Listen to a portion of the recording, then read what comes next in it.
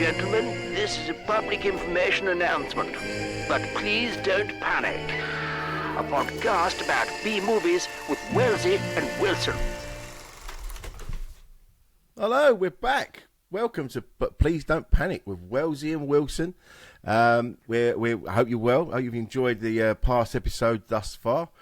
And we're back. We're back at it. This is our second attempt at this one. So we're getting there. God. We're getting there. Kat's here. All right, Bob. We just, because she's, under the headphones. Go under the headphones, not over the headphones, and then we're not all tangled up. Like 101 Dalmatians, you know, when they meet. Oh, yeah. Tangled in the dog lead, but it's a cat and husband wives, and there's no one else here. The lonely existence of me. Why did you call your cat Barbara? I didn't. She just came with that name. Oh. It's a good name for a cat. Yeah, it is a good name. She'd have a heroic name. Like, I named my parrot's cat, so she's called Nelson. Nelson? Yeah, Nelly. She's so cute. Nelly. Nelly! She's like a tortoise shell one, though. She's all fluffy monster. But she's like... Lovely. She's so cute. She's like a proper cat, though. Barbara's a bit like really clingy. It's just wants us, like... When we got back from Devon, she was just like... made herself sick from all the purring, and I was like, okay, you're okay, bud. Oh, wow. Just like touching me and dribbling over, and I was like, okay, we can. Cats don't normally give a fuck. Yes, they do. Cats are normally, they sort of turn up, they get what they want, and they bugger off again. So to everyone that's clingy, not She's Barbara. Clingy. She we share a bed. Oh, I sound like a weird cat lady now, but like, so she has like the half of the bed, so she sleeps on the pillows next to me. So yeah. There's no room for anyone else. There's no room for a man. Okay. Barbara. Barbara. Okay. This is taking an early turn. Yay for early turns. You never know where they're going to come with this podcast. The response has been great. I've really enjoyed all the messages and everything. So thank you very much to everyone. Please do spread the word if you've enjoyed it. If you don't enjoy it, you just don't listen to it. So secret if you don't enjoy it, I think. Sorry? Keep it a secret if you don't enjoy it. Just keep it to yourself. If you've got nothing nice to say, don't say anything at all. Don't think that was my mum. I think it was my nan. Your mum was like, say everything awful all the time. Just say it all. Spiteful to everyone. Fuck 'em. Slag everybody off. It's a 70s thing. It was a 70s and 80s thing. So we're going to crack straight on. Now, we did do this already. But what had happened? Now we have to. You explain. Because it was ridiculous. You threw the biggest curveball, and I didn't even realise. You didn't even realise it was a curveball. No. We recorded it, and you were like, "Can you rate it?" And I was like, "I don't think I can, because I've got this feeling I've missed something. Like I've not understood it." And you were like, "Yeah." And I was like, "Let me go and do research." And you were like, "Go and watch Ed Wood." And I was like, "Right, okay." So I went off and I was like, you did it like you've missed the whole thing. Is it like a cut and chop? Hang on, chop and chop. You know when you like bodge bits of cards cut together? And chop. That one. Yeah. Yeah, that's it. I was almost there. That's just rearranging the bang bed. on. But yeah, I was just like this because the film doesn't make sense, and I was like, there's loads of bits, and I was like, nah, you've stitched me up, and you didn't even realise it. I didn't even know. That's the thing, because I haven't seen it in years. I remember watching it. Like I watched it. I watched Ed Wood first. I knew of the film Plan 9 from Outer Space. We should probably tell people what we're talking about. And I knew of it, and I knew the characters in it, and I knew them separately, like Vampira and Bela Lugosi and people like that. And then when Ed Wood came out, I watched that, and then I'm like, well, I need to watch that film. So I watched the film, and then it made sense to me. But then I haven't seen it in years. And then you forgot half of it, and I was like, well, forgot half of it. And I was like, yeah. And this happened. You were like, oh shit. And I was like, oh, okay. So we basically tried to do a podcast about a film that neither of us remembered or knew about, and it was just like, I was going to say, pissing in the wind? No, pissing in the dark. Pissing somewhere, spitting in the wind. It was we're having a pissing somewhere. Having a piss somewhere. Pissing in the void. We're pissing all over, pissing into the void, having a piss on a cut and shut. It was. I watched it for this. I watched it because obviously that would be ridiculous not to. But I'd forgotten all the nuance. I'd forgotten all the nuance. There's no nuance to this. I forgot so much of it, so much of the backstory.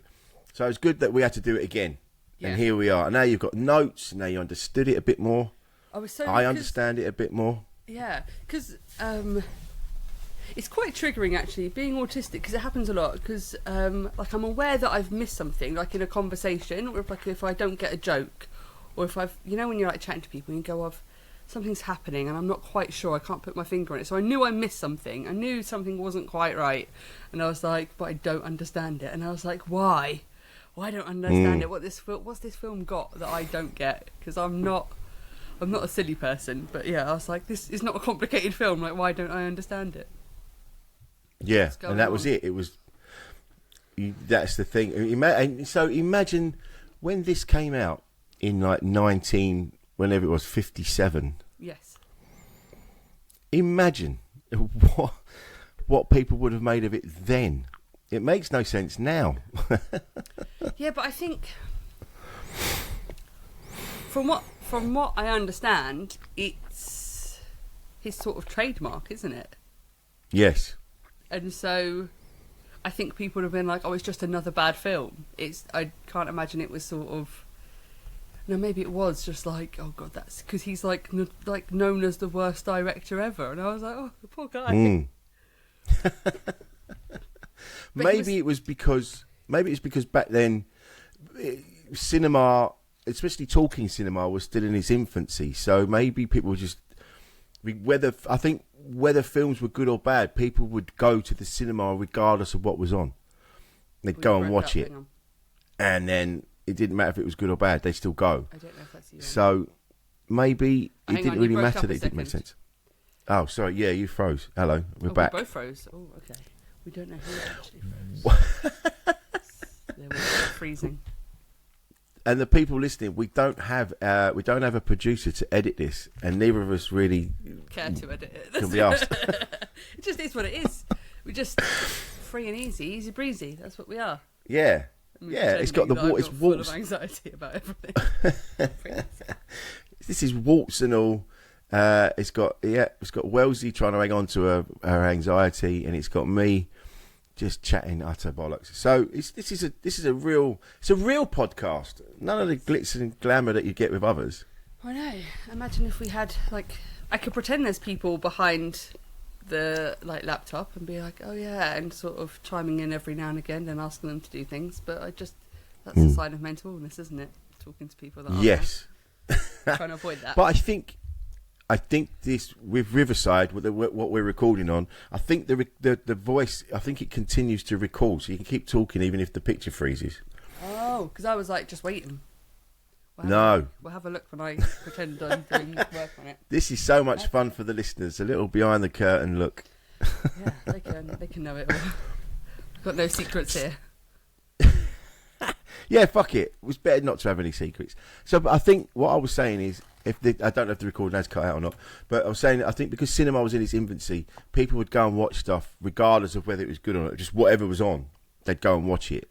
Yeah. And so they might have just watched it. It didn't make any sense, but they were like, "Oh yeah," but at least it was visually different. There was enough going on, and it would have been way out visually different back then. Yeah, but look at it back then. Back then, people would have gone, "Oh my, this is way out. This is out there, man." Well, I don't. What you were saying about cinema being in its infancy and stuff, because what I read, my brief research, was that when it came out, it didn't do well, and it was panned by the few critics that saw it. The reviews were not good, and then a book came out in the 80s that called him the worst director ever, or notoriously the worst director ever, and then it sort of got a new lease of life as look how clingy she is. Hi Barbara. A new lease of life as so I got distracted by something there. It's all right. As a cult, it became a sort of cult classic in the 80s. Yeah.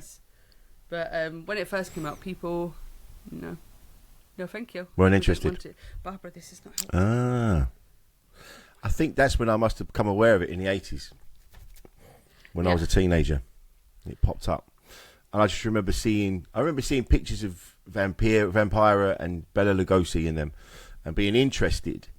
but not enough to sort of. And I think back then, like now, you and I researching this, we're able to find films pretty much everywhere. Whereas back then, you had to go to the video shop, and if they didn't have it, they didn't have it, or you have to wait for it to come on TV. What, in the 80s? In the 80s, yeah. Was the video shops in the 80s? Yeah, that's when it started. Video shops. I don't know why I thought 90s and Blockbuster, but the idea of video shops in the 80s. Yeah, I think the whole finding films and stuff, but you just sort of you took what you were given. You didn't bite the hand that fed you. Am I mixing up? You just hoped there would be special seasons of cult. It'd be a whole thing on TV late at night when they do a season of weird and wonderful films, but then you'd have to stay up late to watch it, and because it was in the 80s, I was a kid, so I wouldn't have been able to. And then there was the video, the invention of the video player just changed. It revolutionised everything. But then you'd still have to get permission. You'd have to say to your parents, "Can I record this thing?" And for some reason, when it first came out, there would be some weird thing about, no, you can't. You have to be in the room when it's recording, otherwise, in case it catches fire or some mad shit like that. I don't know. There was something about it. It's like, no, you can't do that. And they're like, yeah, but that's the point of it. Or you'd get a really long video, like 3.5 hours blank cassette, and then you'd press record when you went to bed, and hopefully it caught the film in amongst that. Or what we used to do is when we recorded stuff off the telly is try and did we try and pause it for the adverts? Yes. And then try and start recording again when the adverts had finished and stuff. And that was the same for cassettes and stuff when recording songs off the radio.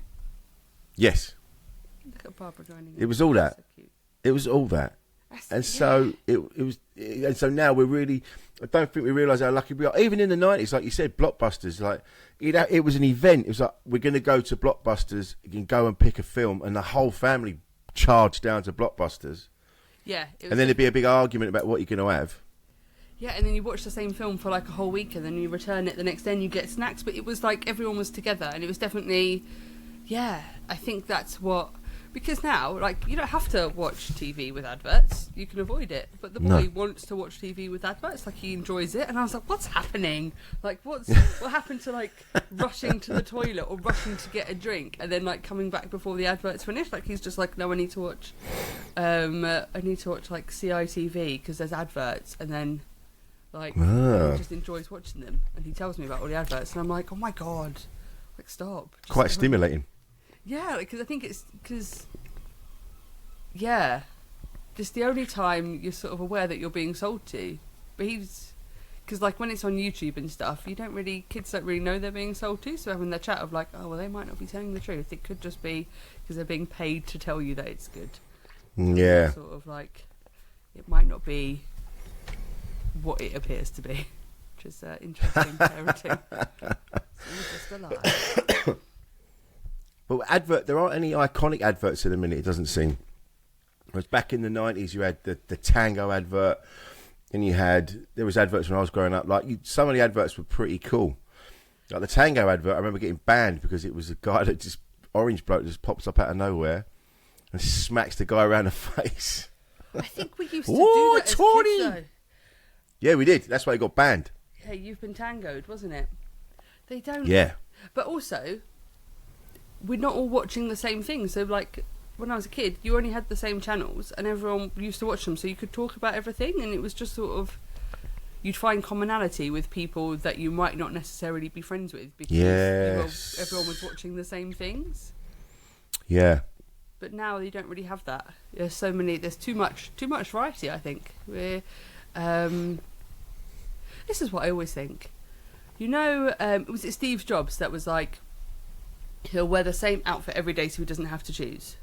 And that takes the pressure off. But we've got too much choice in everything else now, though. So it's pointless being True. I'll wear the same T-shirt every day. But I've got, you've got Apple TV, Netflix, Prime, Disney. Now, if you're watching it, you've got all of them. What have I missed? I feel like I'm missing some. You don't have to know Sky more. one. I do. Bingo, isn't it? But and like it's like you're sort of spoilt for choice. All the social media, like you could follow anyone, and it's sort of, I think it's like sort of making everyone sort of stagnant and making go, oh, there's too much choice. I can't choose. Less choice. Yes.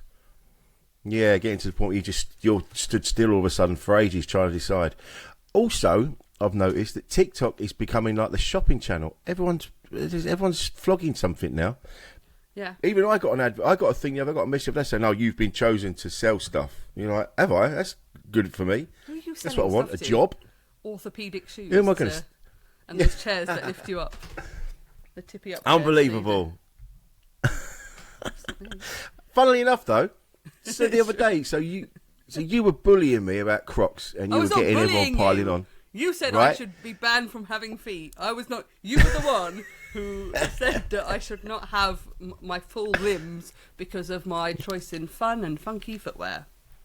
fun and funky footwear. So then ever since then, I've been inundated with adverts for Crocs. So now advertising's become more sinister. It's now whatever they kind of go. Oh, they were talking about Crocs. Here's a million adverts on those very things. Yeah, it'd be good if, like, once you bought them, then they stopped. Because that's my problem. Yeah. I'm like, oh, I've already bought it. But I have been looking at Crocs again. I'm due for a new pair. Oh, and the boy of God. matching ones. Dear. Yeah. Yeah, that's my cousin cool. couldn't tell the difference between. We're the coolest. My cousin couldn't tell. Was it my cousin or my auntie? Couldn't tell the difference because they're basically like the same size. Oh yeah. Because I've got. Because he's got. Wow. Do you know he's 4'6" now? Is he? I'm only 5'5". Oh my God, is he as tall as know. I am? I know, you're like a little gnome.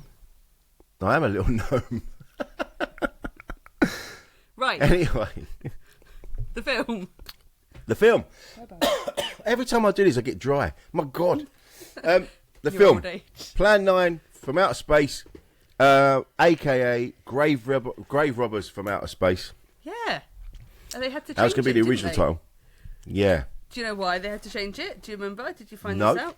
Because No. it was funded by a Baptist church. Yes. And they had to change it. And I was like, okay. Because I don't know why Plan 9, though. I didn't get that far into the research. But I found the old list of all the names that I liked. Well, it's in the clip, isn't it? It's in that bit. It's in that bit where he goes to see, where the aliens go to see the ruler, and they talk about the plan that hadn't worked before. And then he went, "What are you going to do now?" He goes, "We're gonna initiate Plan 9." I loved it because he was going through all the paperwork, which I was like, "Oh God, these aliens rustling papers." Paperwork. This is the thing. These are supposed to be like intergalactic overlords from outer space that are, they've got better technology than I have. They've got technology that means they can fly from planet to planet, and he's still using a big biro and a pad from Ryman's. Yeah, and because they've come for like a message, they've come to warn us about our own sort of lack of intelligence and common sense, haven't they? Like, stop building bombs. But he's there with his notebook, like, I'm just taking notes. Stationary. Yeah. He's stationary. I wonder if he did shorthand. I imagine he did. I'd love to learn that. I might try. They didn't. That's the thing. They didn't even have typewriters. How are they supposed to be like the more powerful race? They didn't even have typewriters. Right, I've got a little theory on that. Because would men have learned to use typewriters, or is it a women's only job? That was a woman's only job. Yeah. So yeah, there wouldn't have been. He wouldn't have like the general. Was it the ruler? Wasn't it? He's not going to be there with a typewriter. Yeah. He would have had to ship in a woman to do his work That's because true. he's not very good at it. Oh, the irony that he was called the ruler. Oh. Love stationery. I had a maths teacher that loved stationery. She had a favourite graph paper, and I was like, "Oh God, I love you." You know when someone's really? so keen on stuff, and you're like, you can't hate them, because she was just like, she was so excited about maths. I still remember her. It's because we failed GCSE maths, and we had to retake it. She was so happy about the graph paper. She was the best. I had a teacher like that, Miss Stevens, in my third year at school. I was always in the bottom set for maths and everything. and she saw something in me, and she got me put up to the middle set in maths, and she really helped me. She was another one. She loved maths, and she used to get picked on by the other kids in the class. But for some reason, me and her got on really well, and she loved it. She was great, Miss Stevens. If you're listening, Miss Stevens, thank you. She's probably dead. What are you on about? She was only in her 20s then. It was only 1987. It wasn't like 1491. I don't know. I think you're really old. Like really, really old. Because you're a child, and that's what happens when you're a child. And one day you're going to get to 51. I'm a grown-up. All right? I'm a proper functioning adult. 35, Richard. 30 fucking 5. Yeah. In your little clown shoes. I think at this point, I'm not gonna like. I'm sort of waiting not to be a grown up, to be like a sort of a mum, like in the mum club, like you know all those and they're all together and they're like they're all sociable. Oh and yeah. They all look sort of they're shopping next and stuff. I'm not there. I'm never gonna get there now. I think I'm. You want to be a basic past the bitch. point where it's gonna happen. It's very. What, you're going to start to have words in different rooms to remind you what to do when you get in there, like sleep in the bedroom and relax in the bathroom. Yeah, great, everything, crushed velvet. No, but I'm just waiting for it. You know, like but not cool trainers. Obviously, Crocs are the coolest, but You mean functional? Yeah, but like if I'm starting to wear sort of Skechers. That's exactly what I thought. Skechers, and like shopping at Next. But do you know, this is a sign of age, isn't it? When you check the thickness of a jumper or a hoodie. Well, that's too thin. When you're buying one, that's a nice thick one that keeps you warm. That's a sign of age. That's the only one I've got. It's when you say things like, "I need a new coat. I won't need to buy another coat after this one. This is going to last me years." I don't own a coat though. This is where I'm not an actual proper grown up because I don't own a coat. No. I've got like a Why denim not? jacket. It's got holes in it though. I need to repair it again because it's fussy, isn't it? Can't wear a backpack. Fussy? If you've got like fussy. Yeah. Like a coat is like just too much. I never wore a coat when I was little either. They tried to make me Are you like a duffel coat with its toggles. Oh, you said before you're a hot person, so you don't feel the cold, no? Yeah, no, I don't. When I was pregnant, I was the only one in like vest and shorts and hot like cooking. It was like February in the antenatal class, and I was like, "Can we open a window? Because I'm not coping very well with this heat." And they were like, "What?" And I was like, "Yeah, no, I'm not. I don't like being hot. I like to be cold. Because once you're like naked or like undressed, there's nothing else you can do. Like you just have to suffer and be sweaty. But when you're cold, you can like get like snuggly socks on, and you can like put like big jumpers on and like joggers. And you can get under blankets and like hoodies and be all snuggly and warm, and then have hot chocolate. Can't do that when you're hot. You can't just be like, I'm just. It's not. It's just it's icky. You can go and stand outside. I think I'd be arrested. It's all right, officer. Anyway. I'm just too hot. Put me back inside. I live just here. I'm not gone far. Okay, back to the film. So, what facts have you got for us? So, this was, like you said, this was directed by Ed Wood, made famous by Johnny Depp in the film of the same name, and I loved because of that film. It made me. It shone a light on the characters in the film. So Bela Lugosi was played by Martin Landau. Martin Landau was in Space 1999, amongst other things. This is. I really like this film because it's so bad it's good. This film, like the props, like when the pilots are at the beginning and they're supposed to be on a plane. When you look at what they're steering with, it's bad. It's just boxes, isn't it? They're just in a. It's just yeah. It's not. Yeah, they didn't have. It's clear they didn't have any money. But when I watched Ed Wood, I was like, it's just sad because it's directed by Tim Burton. Yes. And it's got Sarah Jessica Parker in it as well. Yep.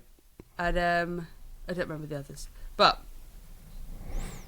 it was just sad. Like, it's just lots of. It's really tragic. Like, everyone involved is just like sad stories. So I was like, oh, because Ed Wood died at 54 of heart failure as an alcoholic, and I was like, well, that's just that's not fun. I can't. It's just. I was just like, oh, all these, and how it was described as they were sort of on the fringes of Hollywood, weren't they? All the cast and stuff, and they were. It's just, yeah, it's interesting because I wonder if they'd be like pioneers of like the LGBTQ sort of community, because I'd never heard of them, and I was like, but these people were all sort of. They would have been some of the first. I guess, like people sort of being out there and being like, I can't be any other way. I think there was something about, who was it? Maybe it was Edward, or it was, because he was going to do that story, wasn't he? But I didn't write that name down. There was the ruler who was in his real life, he was a drag queen. That was what he did. He was a drag queen, and he was living with. He was a gay man. He was in a gay relationship, but obviously they couldn't be sort of out about it. And the co-pilot at the beginning also lived with them. So it's a very progressive bunch, like Vampira as well. We look at old photos of her. There's one where she shaved her head and had like the original like skinhead kind of look. So she had a fringe, but the rest was just shaved and like little bits around the side. That's so. And she looked really cool. And and then there was. They were a fascinating bunch of people, and Bela Lugosi as well, who was a huge star, but was on. He was ill, and he was on his way out, and he'd not been famous for years, but everyone's everything had moved on, and so there's such an interesting bunch of people. Yeah, because Bela Lugosi died during the making of it, so they just, because I was like, why is he? This is what I struggled with when we were doing like the first try of like the podcast. I was just like, what? Why is he hiding his face so much? And you were like, oh, because that's what he did. And I was like, yeah, I thought that covering his face, all of it, and because I was like, the story doesn't make any sense. And it was like, it's the old man and his wife dies, and he buries his wife, and then. But then you just see the old man like outside his house, and that's because he shot. Ed Wood shot the footage of Bela Lugosi, sort of shoehorned it in to make the film, and I was like, oh god, it's really just. Because like it doesn't. That's the only bit where it's not. That's like. Oh no, I think they were on a road somewhere, but that's the only because it was outside Bela Lugosi's house, wasn't it? And I was like, what is happening? Yeah. But I was like, oh, this. Well, it was a fact. So, yeah. Go on. No, go on. I was going to say he died before it came out. Yeah. So it came out, he died in, hang on, I've written it down. Oh no, I've only got And he died during the filming, so they had to get someone to stand in, that's why they covered his face. Yeah. I don't know where he... Yeah. And then... a bit of paper that I threw away, oh no. But yeah, he died during it. Yeah. That's wild, isn't it? To be like, oh, we're just going to...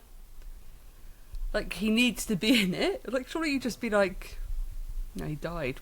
We don't have enough footage of him anyway. Because he was, like, apparently he was dazed and sort of confused on set. Like, he wasn't well. No. Why do But you can see that. And it's funny. What I loved the narrator. It was probably one of my favourite characters in the whole thing. It was so dramatic. What he was, the narration. When Bela Lugosi's outside the house, he's going, oh, this was a house of love with his wife, and now it's just become a tomb to his dead wife. And the flowers that she planted are now just... He really tried to... I think that's how they tried to gel it all together, because it's literally just Bela Lugosi outside his house in a cape. Picking flowers. Picking flowers, that's it. And then, like, you never see him and his wife together. She's just dead at the beginning. You're just like, okay. It relies you to sort of suspend your belief in everything. I think it's just a bit too much. But I thought it was charming how they did like the UFOs and stuff, the flying saucers. It's like pythons, wasn't it? And and they just set one on fire at the end, and I was like, on a bit of string hanging down. Yeah, obviously, if it's on fire, if that's in your story, you set the python on fire. Of course you do. Yeah. Woof. I loved it. It was really cute. But all those old things back then, I remember when I was a kid watching the original Flash Gordon TV show. That was in black and white. And the spaceships used to go across, and they sound like old toy ray guns, like, and they did this like sparkler coming out the back of it. Oh, see, I think I kind of like that. I think the artist in me likes it because it's like it doesn't matter how good it is. It just, as long as it's done, and as long as you are creating, it doesn't really matter if other people think it's good or not. Because if you think it's good, this is what I learned far too late in life. But if I think something, other people will think it as well. I've just got to find the same, like the people that think the same. So I think, right, as long as, if you enjoy it, there's going to be someone else that enjoys it. And I think, just having that determination to make something because you think it's good. And because imagine, I mean, he was an alcoholic when he died and stuff. So I can't imagine he was, but just the sort of persistence is brilliant, isn't it? I think. Yeah, well, that's it. Finding your audience, isn't it? And he did find it later on, like 30 years later, or whenever it was, after he'd long gone. We're here. Yeah, maybe here we contact him. I was going to say with a Ouija board, but I do not want. Could you imagine being haunted by the ghost of Ed Wood? Oh, I'd love that. Would I think you? that'd be great. Yeah, would I? Yes, I would. Stuff. This is a great idea. Do this. He would make me. I think he would encourage me to be more brave with my choices when it came to doing things, rather than worrying about what people are going to think. Like, rather than worry about looking stupid, just do it and have full belief in what you're doing, which is what Ed Wood had. He really believed in what he was doing. He'd make you wear Crocs. He would. He'd throw away all your shoes and there'd just be Crocs there. You'd be like, well, I guess it's Crocs today. Absolutely. Do you know what? I've said this before. My mum and dad bought me a pair for a joke, and I put them on. They were the comfiest thing I've ever worn, and I immediately got rid of them. I'm like, absolutely not. You like the discomfort. 'Cause I've seen videos of people that go, once you put Crocs on, you never wear another pair of shoes. That's your whole life. They're that comfy. Isn't it? But you'd have more space if you just got rid of all your shoes. No, but I don't want more space. A shoe museum. The one I've sold some actually. I sold a load on Vinted. But you listen, if you start wearing Crocs, you are only a decade away from buying your shoes at the chemist. Don't sell them at the chemist anymore. You can't get anything. You can't even get medication at the chemist now. They do them horrible like shoes that look like bandages with Velcro on them. Yeah, but if you need them, they're like medical shoes, aren't they? Medical shoes. Yeah, but Rich, eventually, just give in to the comfort. Just feel good, Rich. Just allow yourself to feel good. It'll be all right. I do feel good. Come over to the comfy side. Just slip them on. No dramas. When it's a bit cold, pair of socks underneath. You can get like ones that are like fleece lined. You can get ones that are fleece lined. No, I've seen them. Crocs for every occasion. Did you see? I posted on Instagram. There's Crocs with heels. I've seen those. There's platform Crocs. Yeah. Wellington Crocs. Have you seen the ones? So they've got those. So those Kanye West Wellingtons that he brought out, and they've mashed them up. There's a mashup with Crocs. So they got these Wellingtons, but the bottom bit's Crocs. I love it. I like all the. It's awful. There's like dress Crocs that look a bit. If you're going to wear a suit, maybe for a job interview, you could like pop them on. You don't need to polish them as well. A shoe for every occasion, I think. Versatile. I wouldn't give you if someone turned up with Crocs on, there's no way you're getting employed, mate. But you don't have a Grow job up. to me, so it's... Never! I refuse! You can't make me. So, we've got to go back to the film. Yes, we do. The narrator, like I said, was my favourite. I think his name was he was like the amazing Chriswell or something like that. His name was, Chriswell, and he was a psychic in real life, but a really bad one. Yeah. None of his predictions worked or ever came to pass. I love it. But kind of like they were all open as chances. Like I think they all probably knew they weren't very good, but they just kept doing it. And eventually people will believe it. If you tell people the same thing over and over, they will believe you. They're all blackguards. They're all blagging it, and that's what Ed Wood was. Ed Wood was blagging it as well, but he believed in what he was doing. That's the thing. He did love what he was doing, but he knew he was getting away with murder. Like like trying to get the people in the film that he did. Yeah, but imagine because I think that's brilliant. Like he must have such charisma to be able to sort of get these people, for people to believe in him the way he did. I think he must have been such a charismatic guy. That's what we want. I think that's getting a bit lost. But because he was a Marine, this is what I found out about him. He served in the Marines during World War II. Wow. And apparently he was wearing, so in Ed Wood he mentions it, but he was wearing women's underwear under his uniform. Yeah, I forgot about that. They call it transvestitism, but apparently we don't call it that anymore. It's just cross-dressing. Yeah. That's from my research. But that's how he got. So his first thing directing was the story of, was it Christine Jorgensen, maybe? Right. Let me turn my notes. Oh, where's it gone? That's how he because he wasn't professionally trained at all. He had no qualifications in it. He's just a guy that rocked up and was like, "I'll do it. I'm doing this now. Give it to me," because that's how. Yeah. So in Ed Wood he mentions it oh, it's the perfect thing for me to direct because I wore women's underwear under my uniform. Well, that would have been really risque, obviously. That would have been way out there. Yeah. Because I'm just thinking about it now, it would have been uncomfortable, I imagine, because those uniforms wouldn't have been comfortable either. Then, but what? Is it wrong to wonder what underwear he was wearing? It's not wrong. I think it's curious, isn't it? Because it would have been what was it? Stockings and suspenders and a where did he go? Yeah, and a girdle and a whatever you call it, a basque. I don't know. Yeah, I don't know. We've just what underwear was Ed Wood wearing when he stormed the beaches? I wonder. Because I would imagine it would have been quite sort of. I don't think it would have been functional underwear. It would have been something pretty fancy. No, you would have got chafing and stuff. I think it would have just been big pants and a bra. Big pants and robust bras. Yeah, I think that'd be it. Because you've got to hide it. You don't want to be sort of rustling, I guess. I don't know why I think everything's noisy. Because it would have been silk, wouldn't it? Look at me not knowing any fashion history. I think it would have been silk. Yeah. It's not really my area of expertise either, women's underwear, which is a good thing. From the 40s. Not even from the current 40s. women's underwear.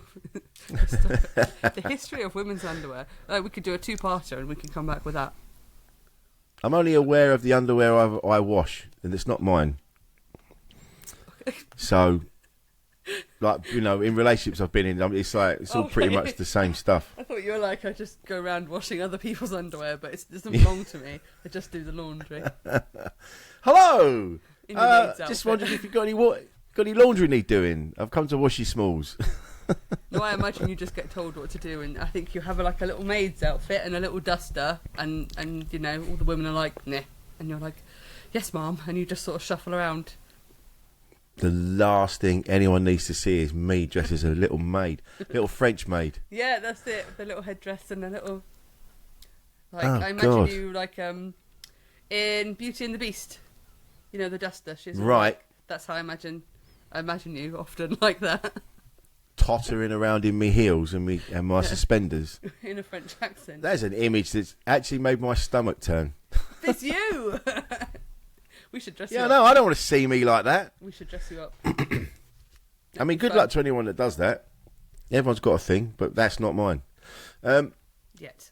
So, back to the film.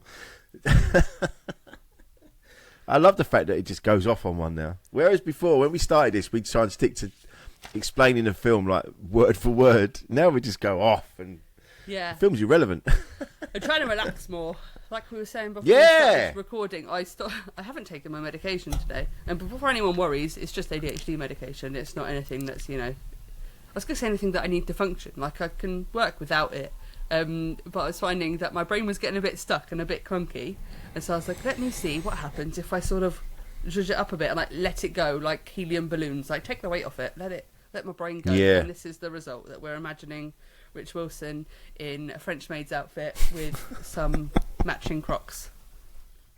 Oh, Washing women's underwear. That's how we like him. God almighty. Anyway. Back to the film. Anyway. Was there any part of this film that you went, oh, that's good? Did you enjoy it? I like enjoyed the fact that the noises were good.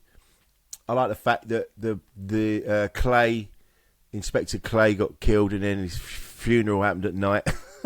And he was buried. Like, it's just the little things where they were so quick to rush the story. I guess you can tell that it was not thought through properly. Like, no one sat with that idea and gone, okay, let's see what happens. But it was like boom, boom, boom, because he died, was buried the same day in his suit. Yeah. I was saying in the sort of failed episode that we did, like, imagine dying at work and then being buried. Imagine being buried in what you died in. Yes. Like, just be, oh, it's his suit. Like, that's his uniform. And that's you for eternity. Yeah. Like, imagine if you were Ronald McDonald. Or if you were like a Disney princess impersonator, and you were died as sort of, oh shit, which one am I thinking about with the long white hair? Frozen. What's her name? Anna. I don't Elsa. know. I haven't. Get Elsa. I was going to say Ursula, but that's the baddie, isn't it? The Little Mermaid. Little Mermaid. Yeah. It's exciting stuff. But yeah, imagine that's what you're dressed as. Yes. Or imagine if you die But in a fancy dress party. Yeah. If you're a lollipop lady or something. If you die when you're doing the laundry. I'm a French maid forever. In Crocs. Oh God. No. I might.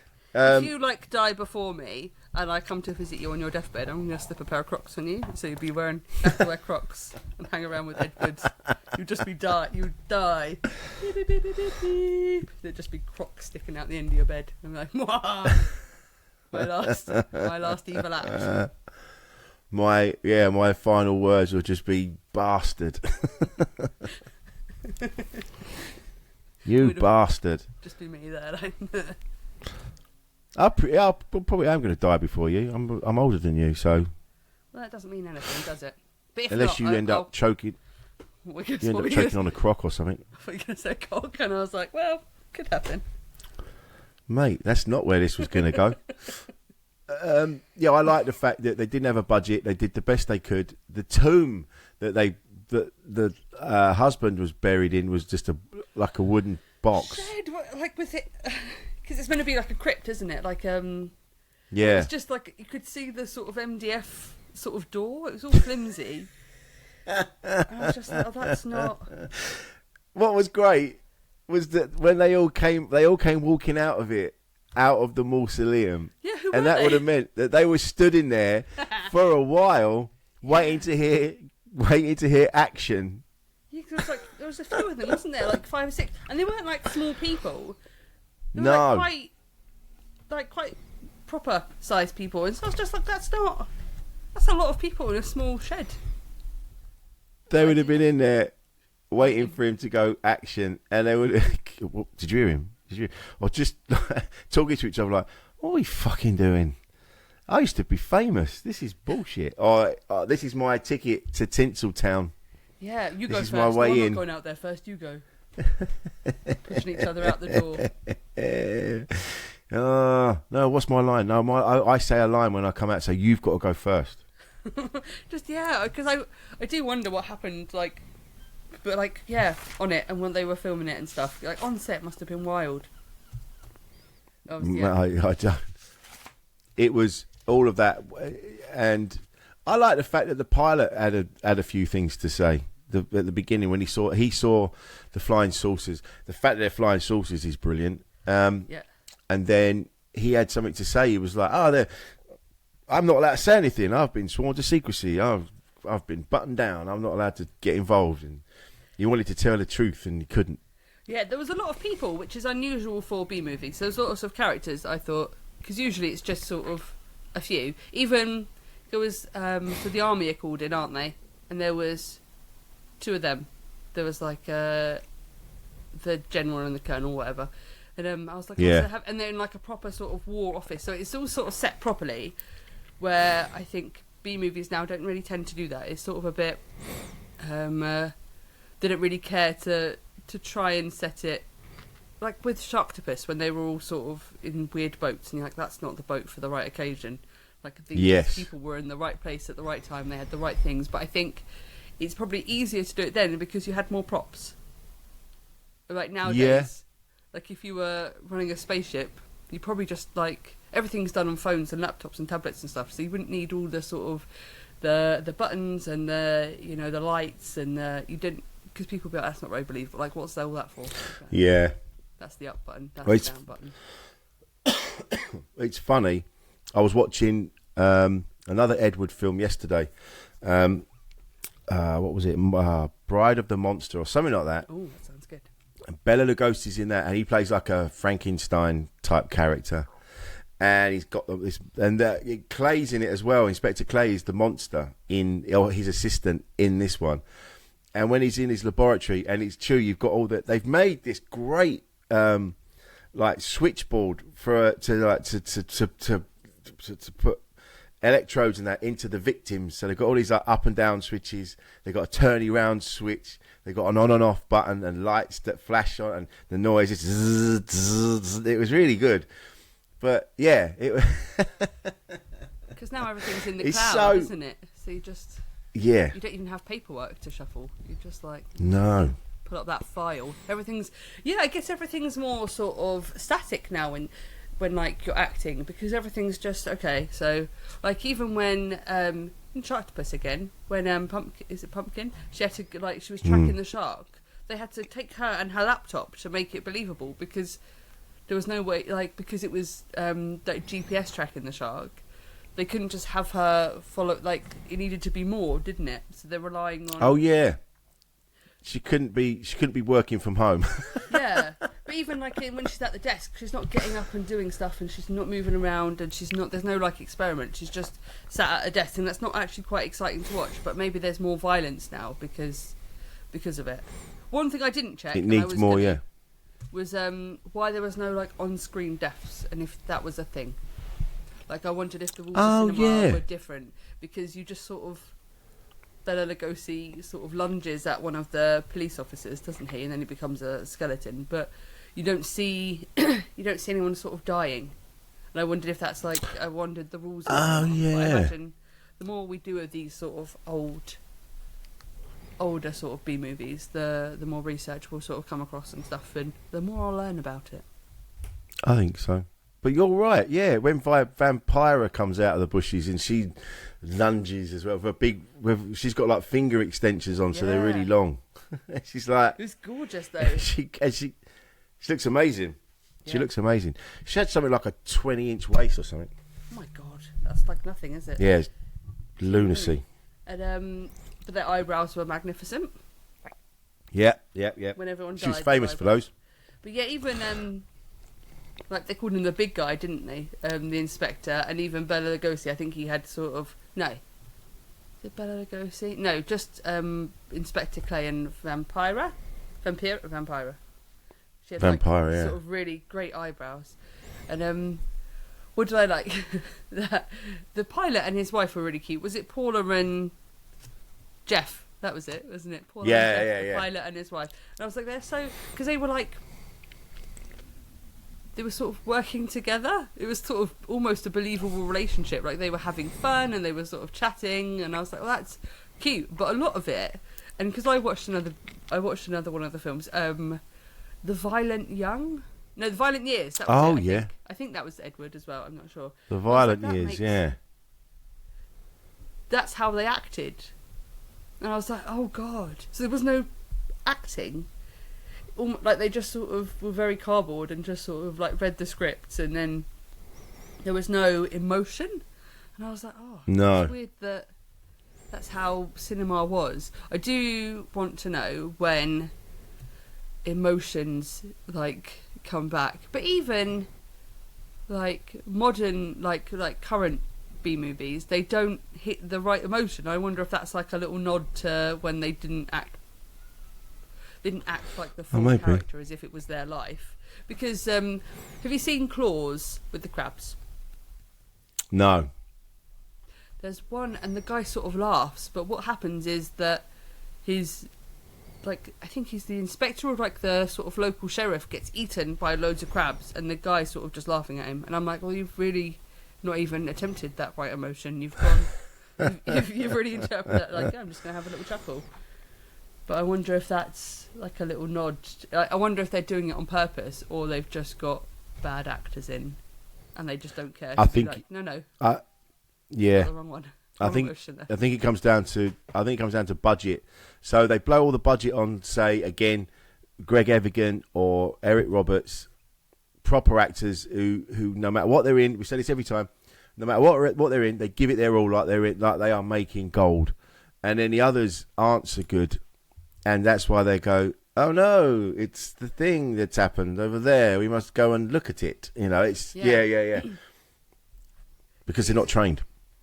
But I can't imagine it takes that much. But I don't know if that's because I'm like overly dramatic. That I'm like, I can't be that hard to be sort of worried that a police chief has been murdered by small crabs, like being picked alive. Like I can't imagine. But maybe if you're not that way inclined, it's just like inconceivable. But also, if you're an actor, you should be able to be like, if someone goes, now you are scared, you're worried, and also it's horrific because the guy who's meant to be keeping you safe is being, picked apart by crabs, and you laugh. Someone's like, he's not the only one there going, I hope this is okay.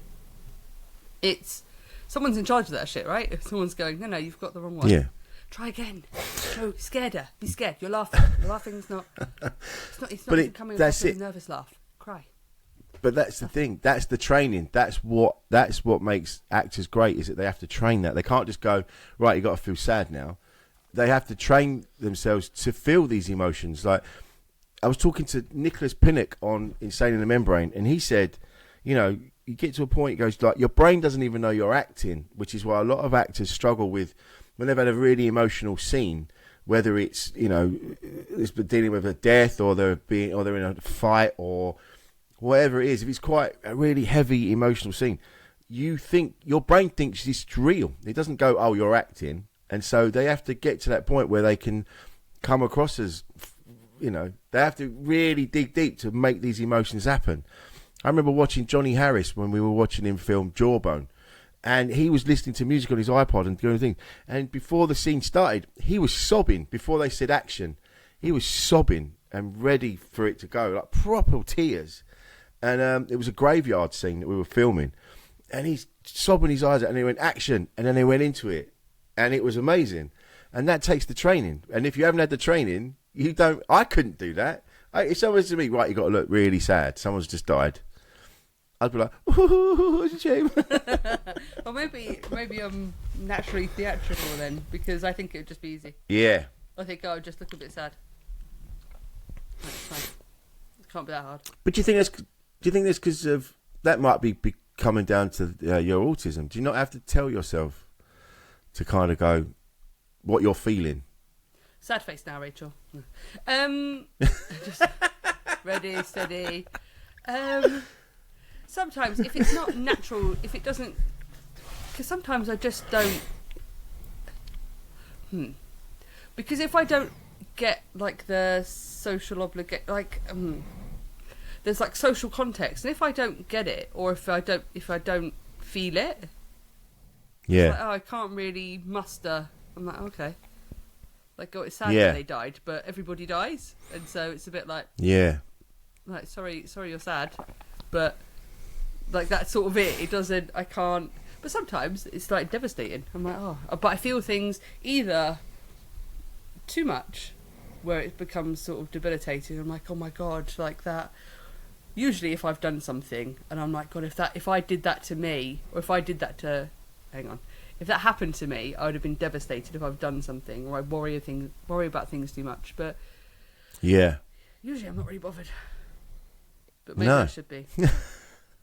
Maybe that's a flaw in my personality. It might not even be because I'm autistic. It might just be because I've got a flawed personality, I'm not Just really a callous arsehole.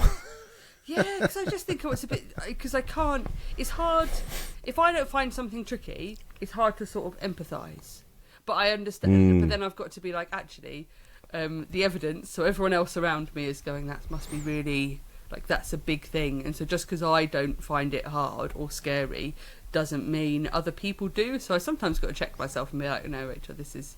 You're going to be a dickhead here and you need to stop yourself. Like having a baby. I was not worried about that. And so I was like, just have a baby. Like, it's fine. And then I was like, oh, because other people were really sort of worried. And like the woman next to me, she was like... I had very early on contractions. She was like, I need gas and air. And they were just offering her paracetamol. And I was like... What have I missed? Like, always, something's not quite adding up here, because just have a baby. But then I don't process pain, like, in a sort of neurotypical way. So I was like, okay. Like, just gonna... Do you not? Just figured my... So what happens... No. Come on. So what happens when you hurt yourself? When you hurt yourself, what happens? Well, I just like don't... the pain. Yeah, I don't really feel pain as much. But I've never broken a bone, so I think maybe... But on the flip side of that is I'm uncomfortable very quickly. So big things, nothing. Little things, like... But like I'm not sensitive to some stuff, but sensitive to others. So I don't like being hot. I don't like things up around my neck too much. I don't like things on my arms too much. But then And so I can't tolerate it, but like damp socks, nah, fine, not bothered. Like I will just put, if they're not quite dry yet, I'm like, nah, put them on, not fussed. Weird. You're weird. Yeah. That's not, have we been keeping that a secret? Did everyone believe I was like normal? That one, she seems just Mind regular. you, the last time I broke something, I was with you. I ran into that pillar. I fucked myself up so badly. To this day, you still don't realise how badly I fucked myself. I hid it really well because we had masks on. Yeah. I properly hurt myself. I was thinking as well. You could have asked the tape for that footage. They've probably deleted it now. But if you went, there's like a special request you can make, like because it was you there, and if you went, I need that footage, they would have had to give it over, I think. So you could have, and you might have had to pay a bit, but that, because you just went full pelt into a like concrete pillar, and I was like, I didn't know how to respond, because I was like, I don't know what the correct sort of in my real house of responses. I haven't got that one. I haven't got that one there. I've got nothing. I didn't even see it. It's because the pillar and the floor and everything and the walls were all the same colour. Yeah. Shouldn't be racing children around art galleries. It was top speed. I nearly went through it. Honestly, like collided with it. Yeah. It was, yeah. And I was like, I don't know what to do. I just went up, and I was embarrassed because that was the first time we'd hung out. So I was like, I just got to go to the toilet a minute. And I went in, and my mask was just full of blood. Yeah. And I was just like, we'll just wait here then, shall we? Yeah, just wait here to scoop his face up. That was dramatic. See, you could be a good... And it wasn't... But you would be a good actor because like, you didn't let on how much you smashed your face in. It wasn't until... Do you know what? The moment I waved you guys goodbye, when you went back on the train, when I turned around and walked away, that's when it started to really hurt. It was like I'd held on until that moment. And then as soon as you were out of sight, yeah, my face just went... And it just... I was leaning against the wall like, oh my God, I've really fucked myself here. You collided with a pillar. Like, it's the proper... Oh. Yeah. Felt like Harry Potter. Trying to get to the other station. But he got through. You didn't. Imagine if you were just trying every pillar everywhere just in case this one gets through to Hogwarts. There's a portal. To Hogwarts. There's a portal. Running into everything. Try again. Anyway, back to the film. Back to the film. What else? I'm trying to think. What other notes have you got? Oh, I learnt what schlock meant. Oh, yeah. It's from the Yiddish, schlack, which like meaning like junk. Or it says a stroke, and I was like, I don't really understand. But then, and that's from German, from shackle, which is like dregs, slag, or refuse. So, because they're like schlock films, aren't they? Schlock. Yeah. I like it as a schlock film. A schlock movie. Yeah, it's like a load of stuff gathered together to kind of Be a bad make movie. something. Yeah. Yes. So Schlock. It's a great film, Schlock. I enjoy it. The thing is, I think maybe it's a nostalgia thing, but I really love being on my own. I've got the lights off and I've got an old film on. I just really like doing it. And I think that goes back to when I was a kid watching the original King Kong. I had a birthday party, so I would have only been 6 or 7. And then I remember sitting on my dad's lap and we had on King Kong in the dark. It was black and white King Kong with all the lights off and just this TV. It was great. So maybe it goes back to that. Yeah. I think because when you're watching films, I think it's important, like the setting, isn't it, and the sort of context you're watching them in. Because I think now I'm so distracted by everything. But when I'm in the cinema, I'm like focused, and I get annoyed with other people because I'm like, put your phone. If I can not put my phone for an hour and a half, you can. Like no one's. It's always like mums on like Facebook Messenger. I'm like, fuck off. I haven't got anything to throw at them. Then. Yeah. Just put it away. We're trying to watch what we watch. Put it away. Elemental.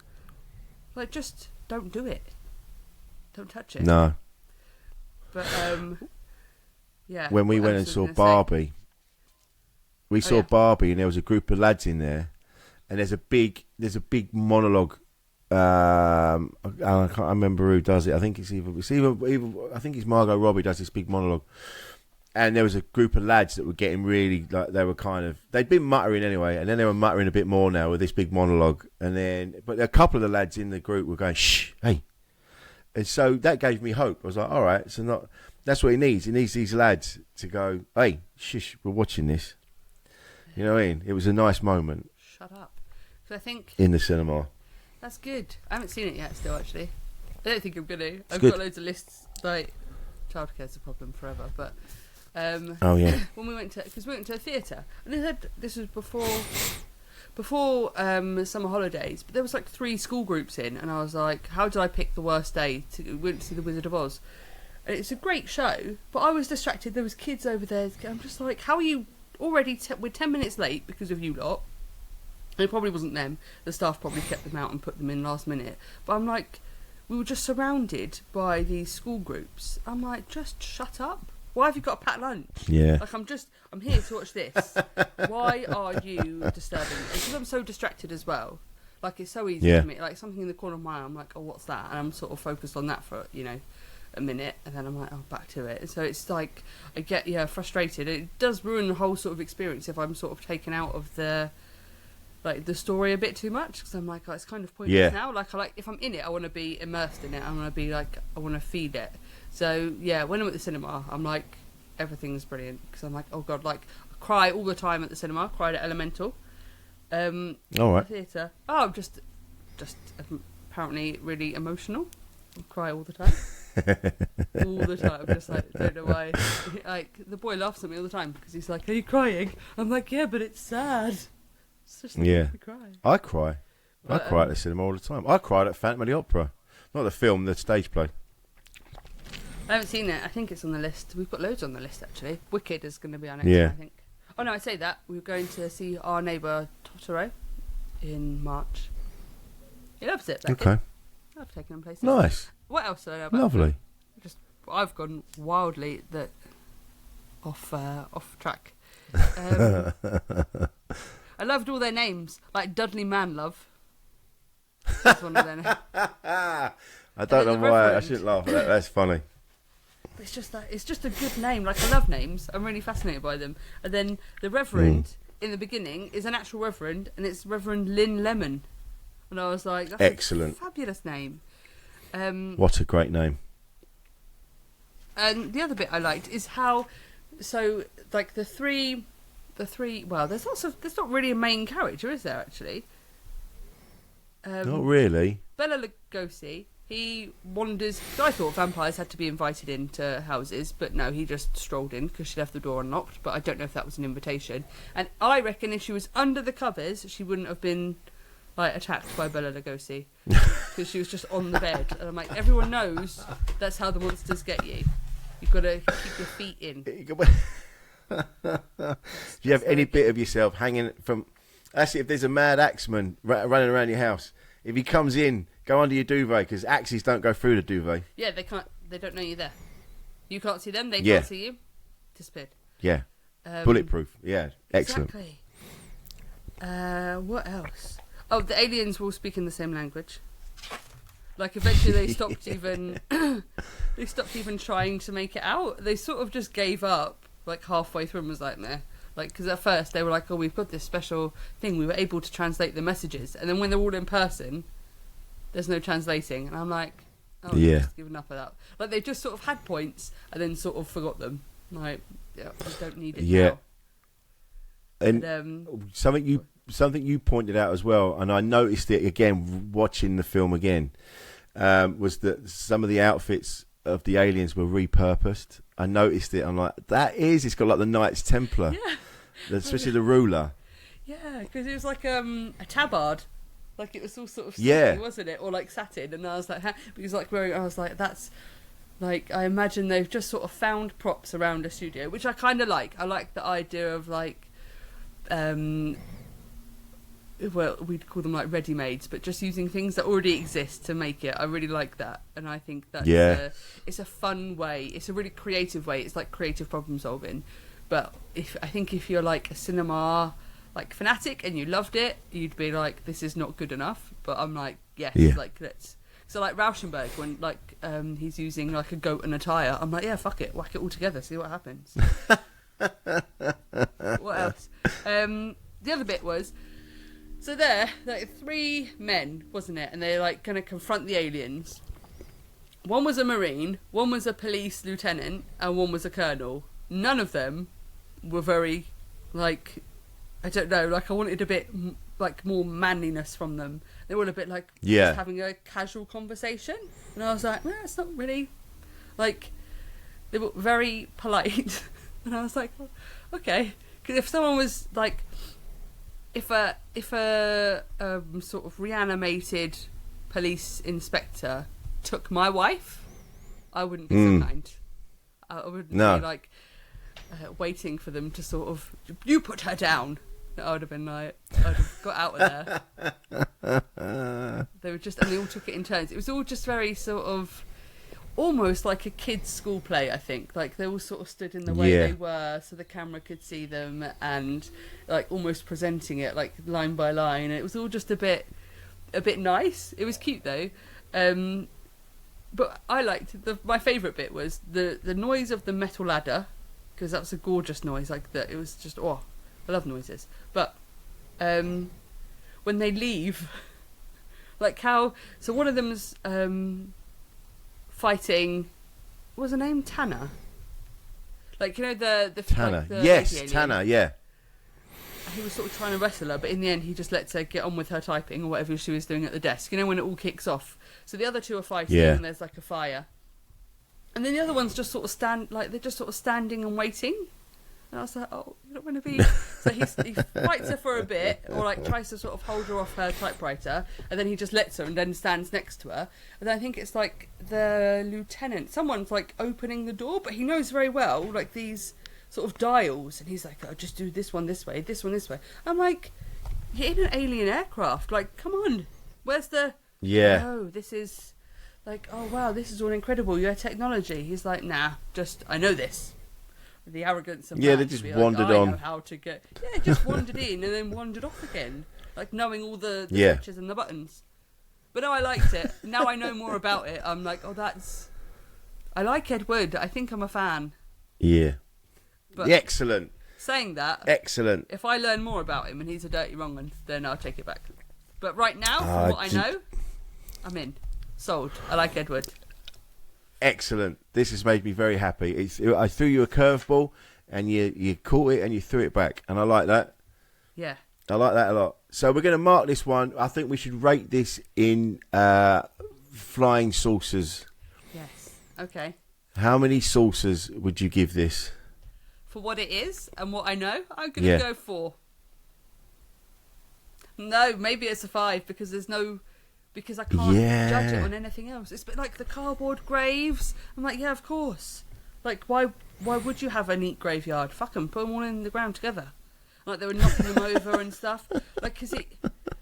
Yeah, no, I think it's a 5. Well, they were running through the same bit. They were running through the same bit of graveyard, like fake graveyard.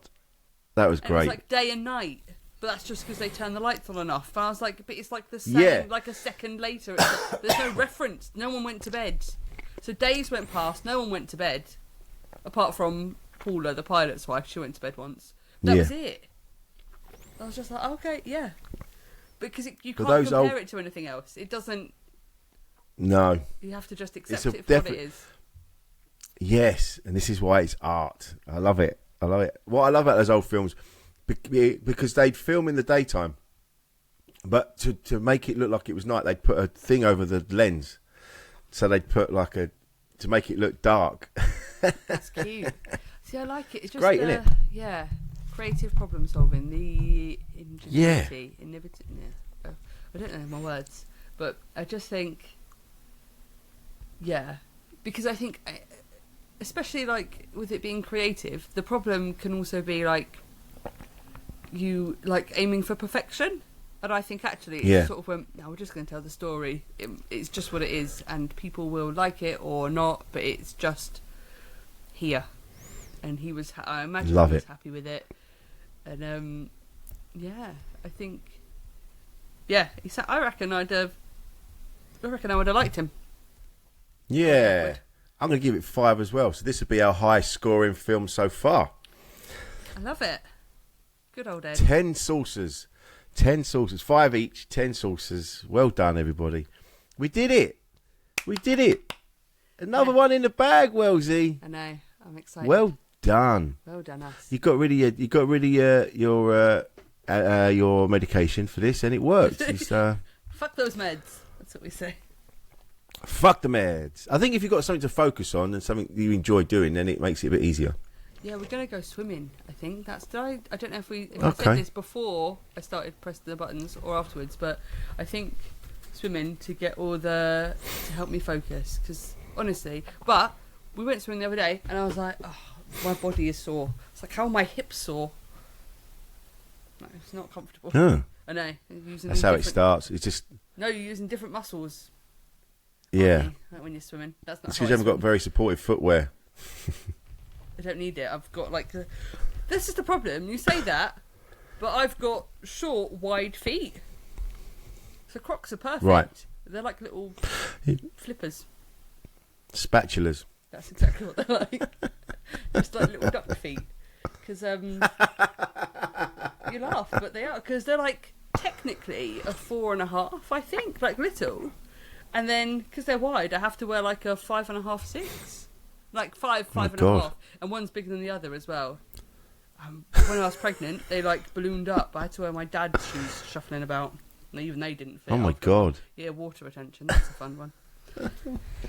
Could have just be barefoot. Well, this has been, but please don't panic. What a weird ending. What have you got on, Wilson? You've got your ITV, your comedy thing on ITV. ITVX. That's still up. Yeah, my special is still on ITVX. Thank you, please. And you can have it so much better. We've also got Insane in the Membrane happening. That's still going on all the channels. We've got this one. I love doing this one. And I'm gigging around and about the place. I shall be everywhere. I think this is going straight out. If so, I'm going to be at Brighton Comedia Friday and Saturday. I think that's the 25th and the 26th. I'll be there. So come down if you're around. Wellsy, anything to finish on? Not really. I'm working on it. Give me a chance. I keep saying we're going to be doing interviews soon. We're going to be doing interviews on different podcasts, so that's something to look forward to. Yeah, I can't imagine. I really like the idea of it's not my podcast, it's not my mess, so I don't have to worry. It's going to be great. Especially if I'm not on medication, just sort of wind me up and let me go, see what happens. Exactly. That's why it's going to be fun. It's going to be fun. Before. Don't tell them though. Be running around just doing laps of the flat. Nice. Like, Rachel, you need to sit and talk to us just for other people's podcast. So this is sabotage. So this has been, but please don't panic. This is Wellsy Unraveling. We'll see you next time, and please share if you enjoyed it. See you later. Like and subscribe. That's all, folks.